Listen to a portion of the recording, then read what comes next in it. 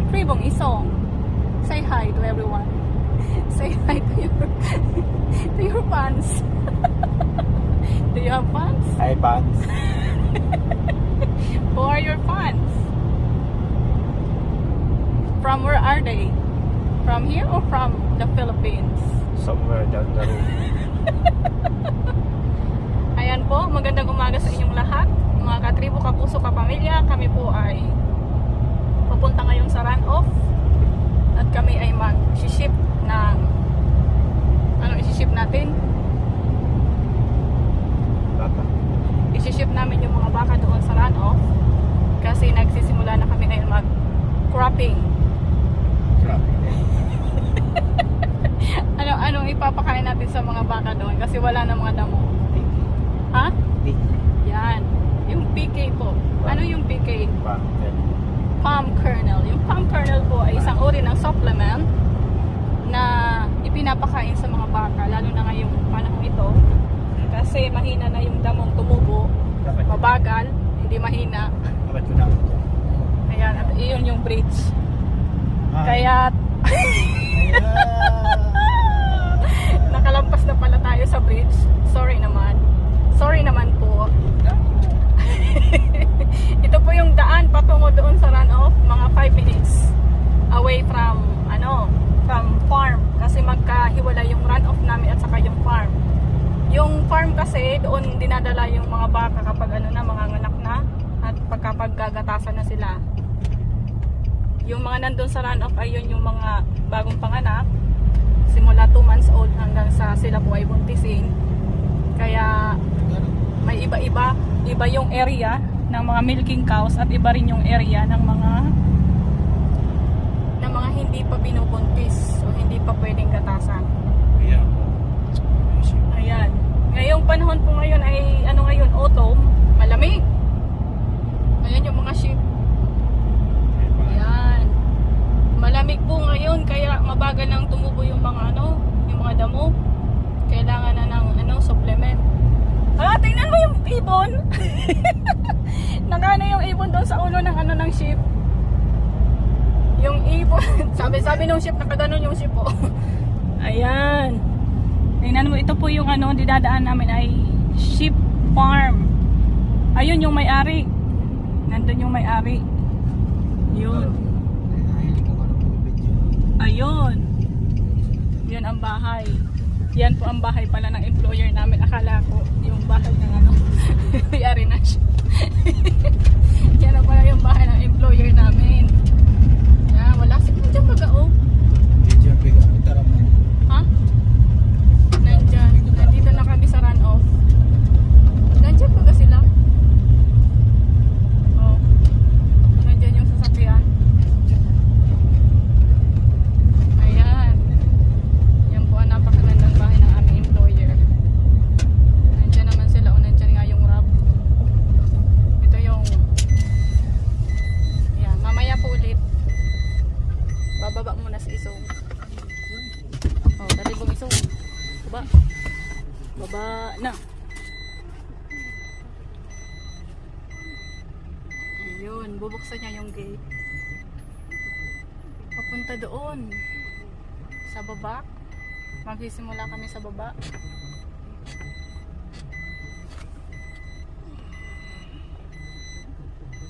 Ayan yung wrap. Ayan yung bahay nila. Ayan, ang ganda. Ang linis. Tidy. Kasi po yung employer namin ay talagang malinis sa bahay nila. Alagang-alaga yung kapaligiran. Ayan.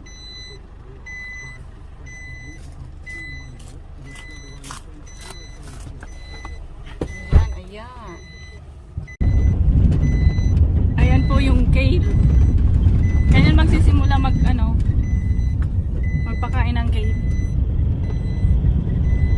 Yun, yung nakikita nyo yan po ay kale, parang repolyo, ay hindi, root crops. Yan po ay isang uri ng root crops na kinakain ng mga baka. At yan naman pong nakalagay dyan na kulay berde na nakabalot sa plastic. Ang tawag po niyan ay bay leaves. Yan po ay binurong grass. Talagang inihanda yung mga bay leaves na yan. pag panahon ng taglamig kasi mahinang tumubo yung mga damo. Andito na po kami po ay magsisimula ng aming trabaho ngayong araw na ito. Bye for now. Bye! Ayan po yung palm kernel, yung supplement, para siyang pulburon. Ano to, Han? Gawa sa ano yan? Palm kernel, kaya nga, gawa saan? Parang ano, saan ba gawa ang palm kernel? Yan pang ipapakain namin sa baka. Yan. Para siyang pulburon. Yan nyo. Oh. Mabango. Amoy ano? Parang amoy kape. Amoy kape. Hinihila yan siya.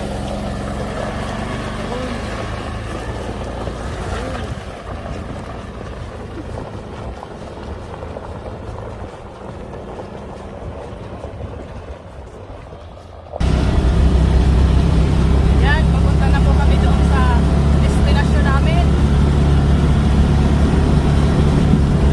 Naghihintay na yung mga bata. Paborito ng mga bata yung palm kernel. Parang amoy siya, amoy kape, mabango. Aya-aya ang amoy. Hanggang pataas.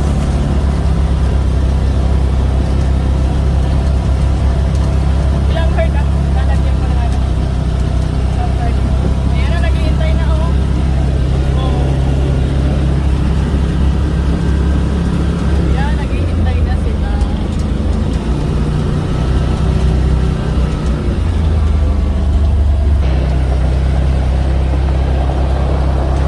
Ayan na po sila, kumahapon. Nagsisikat na, naamoy na nila ang palm kernel. Kasi mabango. Mabango ang sangil.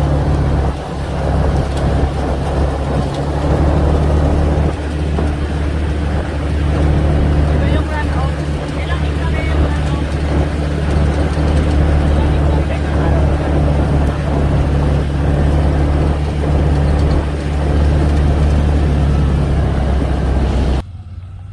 Ayan, papasok na po. Papasok na ang ating sasakyan na may dalang palm kernel. Ayan, papunta doon. Nakikita yung mga bakang yun, naghihintay.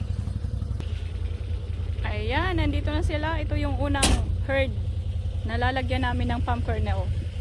Bubuksan ko muna yung tape gate. Ayan. Tape gate po ang tawag. Ito. May kuryente to. Yan, naghihintay na sila. Excited na kayo, mga bakekang. Mga dalaga. Dalagang bakikang. They are so excited. Excited to eat palm kernel. Ayan, maghahabulan yan. Papunta doon. Ang sarap-sarap naman ng palm kernel. Hi, hello. Hello mga anak. Nandito na ang inyong mommy. Yan. Ako ang inyong mommy. Punta na kayo doon. Hey. Go. Go away. Go away. Come on. Go to your daddy. Your daddy's over there. Huh? He brought some palm kernel for you. So you go over there. Hurry up. Hurry up, girls. Go away. Push up. Go. Go. Come on. Go. Ang ganda naman. Ang ganda mo naman. Ha? Malalaki na sila. Yan yung inalagaan ko last year. Last season. Ngayon po ay mga buntis na. Mga buntis na ata ang mga bakang ito.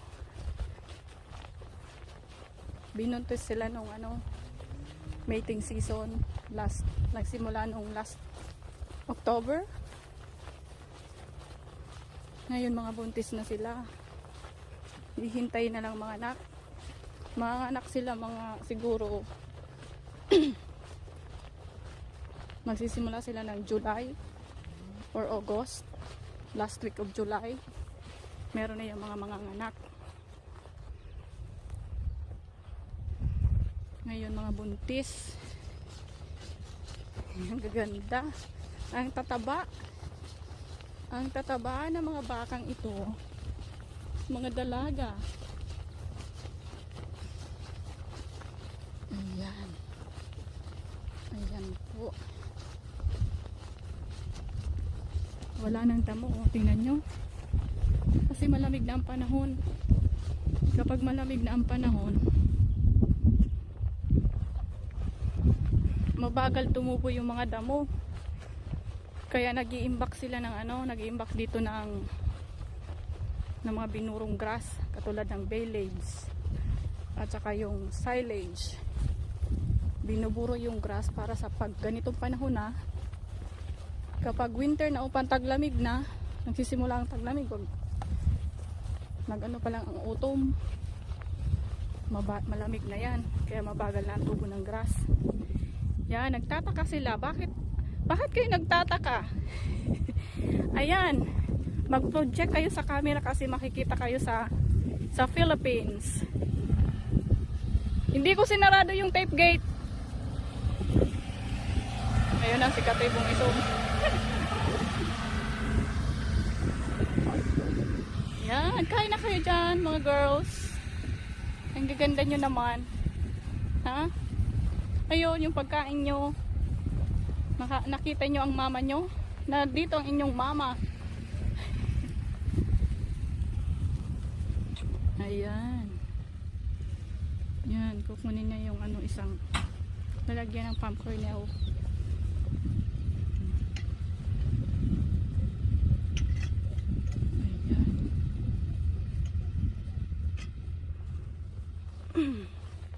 Tingnan natin kung paano nila kinakain yung pulburon. Paborito yan ng mga baka. Kahit yung mga milking cows doon, yan din yung pinapakain namin. Ayun o. Tingnan nyo. Ganyan po. Pulburon. Ayan, nagsialisan. Ayan. Ayan o. Ayan. Sige po. Bye muna. Naghihintay si Katibong Isong. Bye for now. Bubayo! Bye!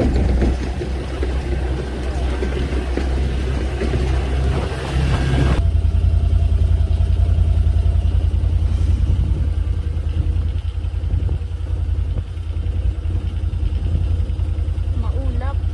Maulap ang panahon.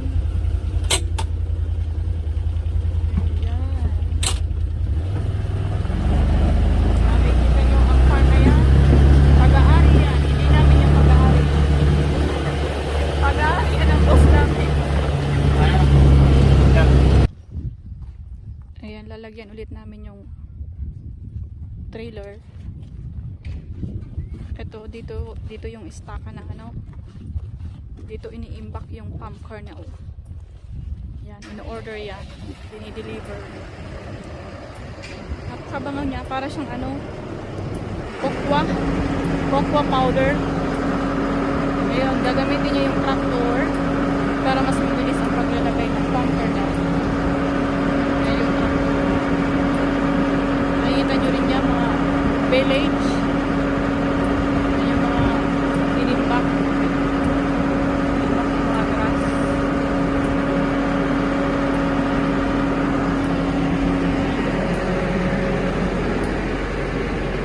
Ang bango. Ang bango-bango nito, parang cocoa powder. Masustansya rin to. Yan. Parang dessert. Yan yung nagsisilbing dessert ng mga baka. At yung rice nila ay yung grass.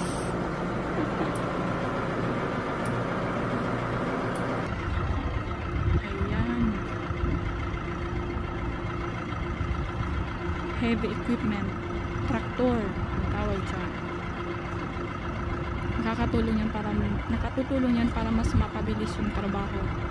Kasi kung papalahin mo yan mano-mano, aabutin ka ng siyam-siyam.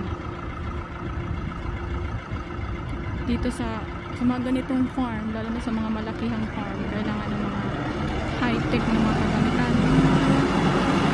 Tulad niyan, yung tractor.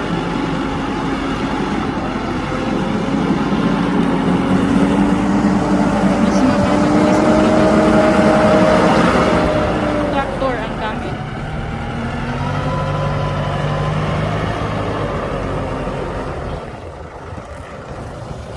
Yan. Yung panuorin kung paano ang paglagay ng palm kernel. Paghahakot. Ayun. Ayan po. Kinutsara na.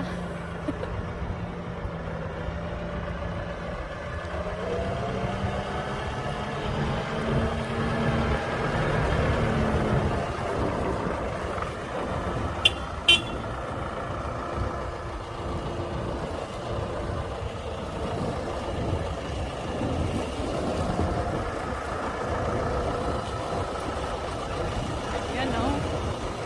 Ayan. Galing naman.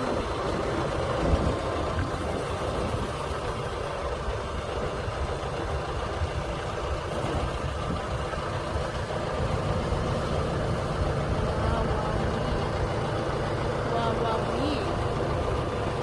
Isang dakot lang yan. Halos mapuno na yung trailer. Kaya napakabilis. Kung inyong titingnan ay talagang mabilis. Matatapos yung trabaho kapag ganito ang mga kagamitan. Isa pa.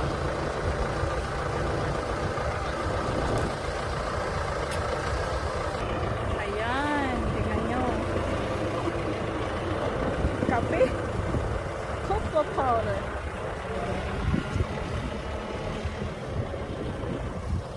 Puno agad. Isang dakot lang ng traktor.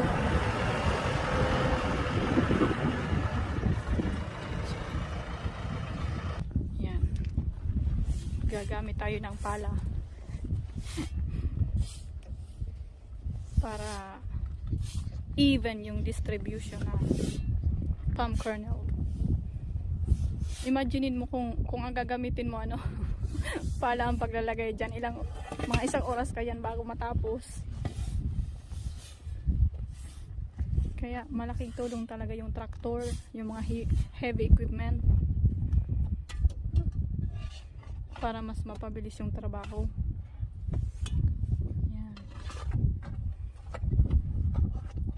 Natapon.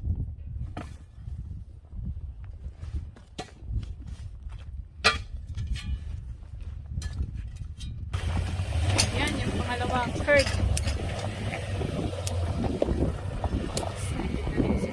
Pangalawang herd ng mga baka. Mga buntis na rin yan. Go! Go! Follow your daddy! Go! Follow your daddy because your palm kernel is over there. Go! Go away! Hurry up! Come on! Go! Go, baby! Ayun na. Ayan. Ang lawak ng farm na ito. Gaano ba kalaki yung farm? 147.85 hectares yung farm. Yung runoff na ito ay talagang malawak. Yung farm doon sa kabila, kung saan dinadala yung mga bakang gagatasan, ay 202 hectares. Ito ay 147 hectares. Napakalawak. Imagine niyo yan. Gumagamit nga dito ng helicopter. Helicopter! Pag nag-i-spray ng mga crops. Kasi talaga namang napakalawak nito. Parang Hacienda Luisita. Ano, ha?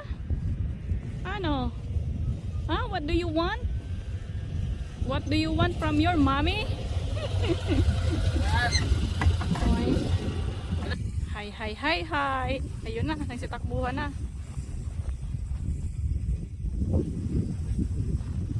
ito yung youngest herd na mga baka, na mga guya pa sila kasi hindi pa sila buntis.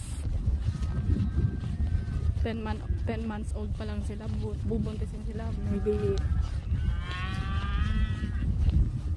pag nag 13 months old, 12 or 13 months old. Ayan, youngest herd of cows. Ayan o, nagsatakbuhan na lang. Ala, hop, sige takbo habang may hininga. Wala nang laman yan.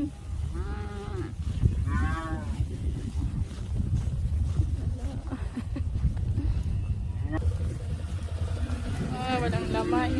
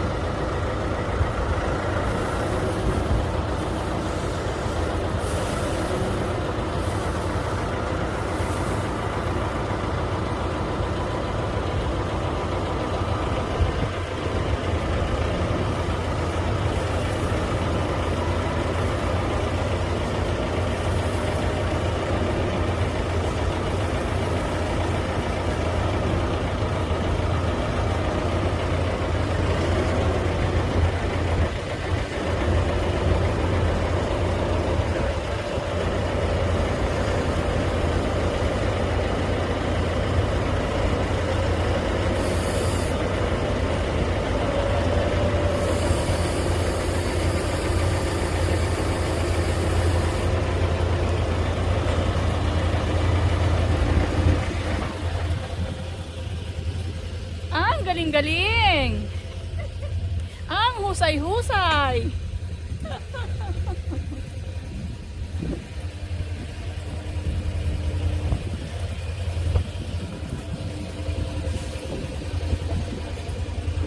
Ayun, Han. Magaling ikahan, Han. Ha?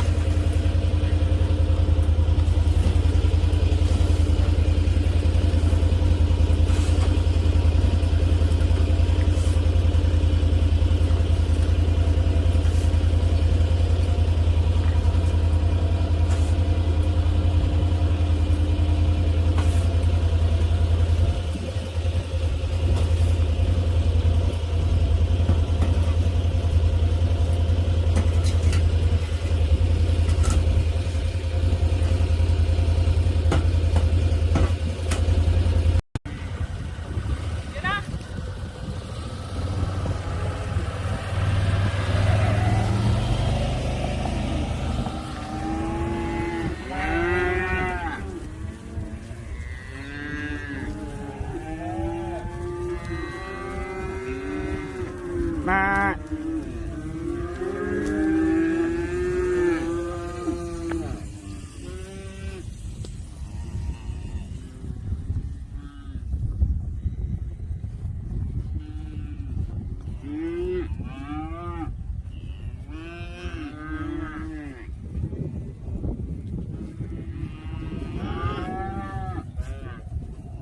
Iyon lai.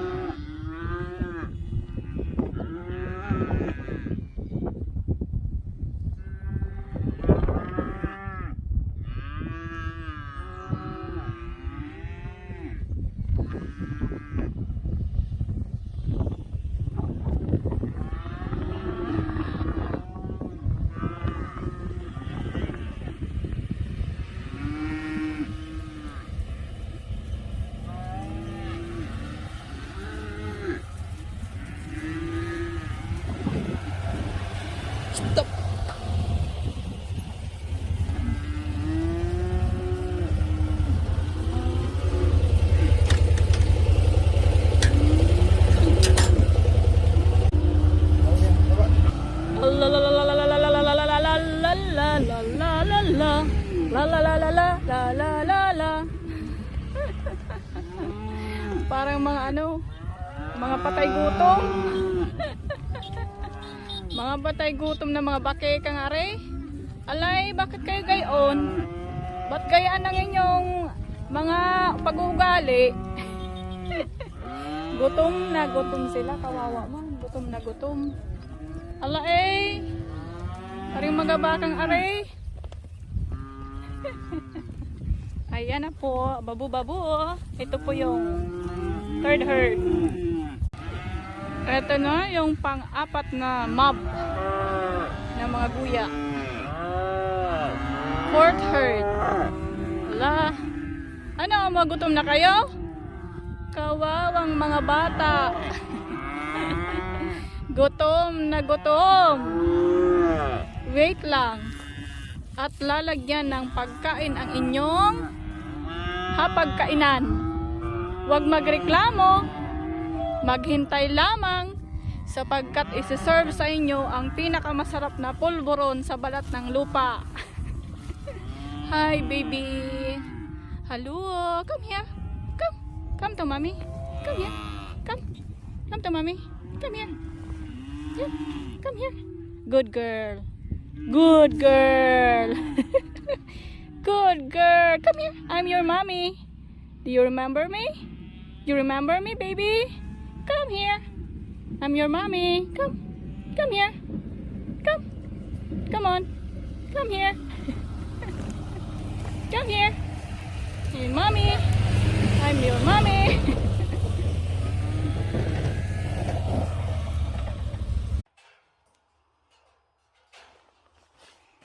Nagpo-posing. Oh, dali na. Bye na.